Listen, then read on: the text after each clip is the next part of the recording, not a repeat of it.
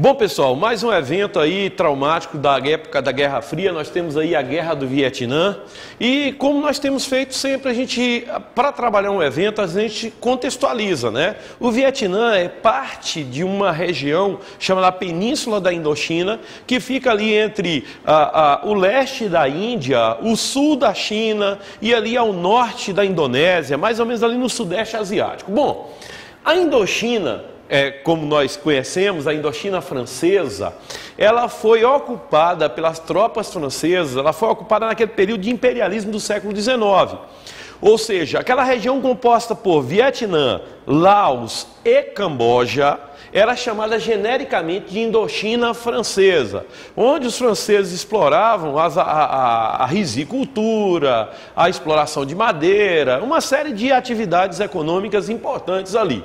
Mas em 1940, durante a Segunda Guerra Mundial, os japoneses invadiram aquela região, né, assumindo o controle daquela região durante o contexto da Segunda Guerra Mundial e, posteriormente, em 1945, os japoneses são expulsos. E ocorre um fenômeno que marca muito a Guerra Fria. Por que isso? Porque o norte do Vietnã, acima do paralelo 17, o norte do Vietnã foi libertado dos japoneses por uma guerrilha comunista liderada por Ho Chi Minh. E essa guerrilha comunista instituiu um Estado, né? Enquanto que o sul foram libertados por tropas anglo-indianas e devolvidos à França. Naquele contexto de pós-Segunda Guerra Mundial, de doutrina Truman, os Estados Unidos, influenciando a França, a política externa francesa, praticamente obrigam a França a tentarem retomar o controle do Vietnã do Norte, ou da parte norte do Vietnã. Então ocorre o que nós chamamos de Primeira Guerra do Vietnã. Não existe Primeira Guerra do Vietnã. Eu estou usando isso aqui para efeito didático. É porque, assim, em 1945, quando a parte sul do Vietnã fica sob controle dos franceses, eles são induzidos a tomarem a parte norte. Então, nesse período que vai de 1945 até 1954, é a guerra entre as tropas comunistas do norte, lideradas por Ho Chi Minh, e as tropas francesas, que tentam tomar a região norte. Mas olha bem, veja, eu falei de paralelo 17. Paralelo 17 é uma zona intertropical. Eu falei de Indochina. E Indochina é uma região onde tem ventos de monções. Ou seja, eu tenho uma área tropical com vento de monções, sofrendo influência da maritimidade. Esta região é basicamente coberta por uma vegetação densa, latifoliada, perennifólia, uma vegetação semelhante à Mata Atlântica ou à floresta amazônica. Isso dificultou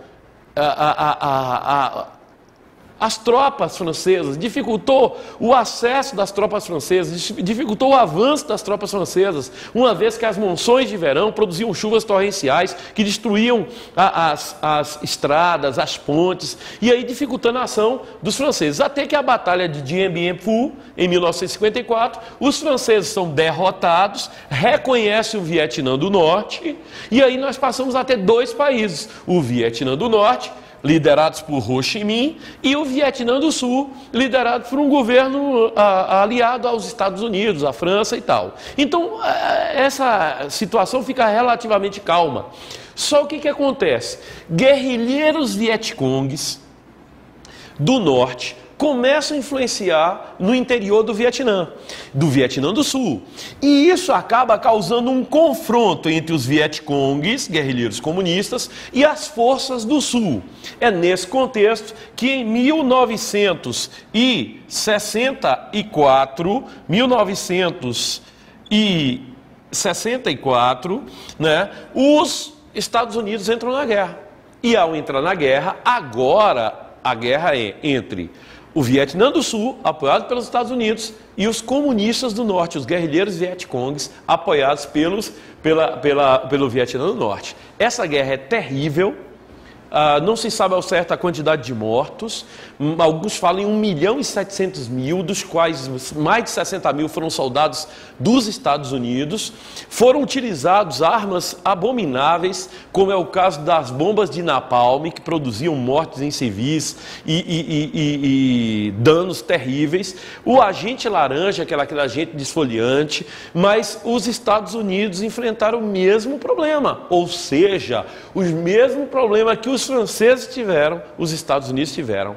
Apesar do poderio militar diferenciado, apesar do grande poder bélico dos Estados Unidos, o território militava a favor dos Vietcongues. E assim, em 73, exausto por anos e anos de lutas e baixas e mais baixas, os Estados Unidos retiram suas tropas, basicamente numa derrota impressionante, e 2 anos depois, em 75, os guerrilheiros do Norte tomam o Vietnã do Sul, unificando o país. Hoje, a partir de 75, o Vietnã virou um país só, República Democrática do Vietnã, ou seja, congregando as duas áreas. É uma derrota para os Estados Unidos, é uma vergonha para os Estados Unidos, mas é uma espécie de ensinamento, né, da Guerra Fria. Ou seja, havia a necessidade de se reconhecer que no terceiro mundo, de que lá nas regiões intertropicais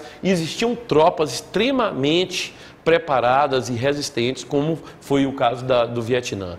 Deixa marcas, os milhões de mortos, a destruição no meio ambiente, a quantidade de bombas, é uma coisa impressionante. Bom, e o Vietnã hoje se recupera, é um país de economia capitalista e que hoje é um dos tigres, novíssimos tigres asiáticos, mas as marcas da guerra permanecem até hoje. Então um abraço para vocês e até a próxima.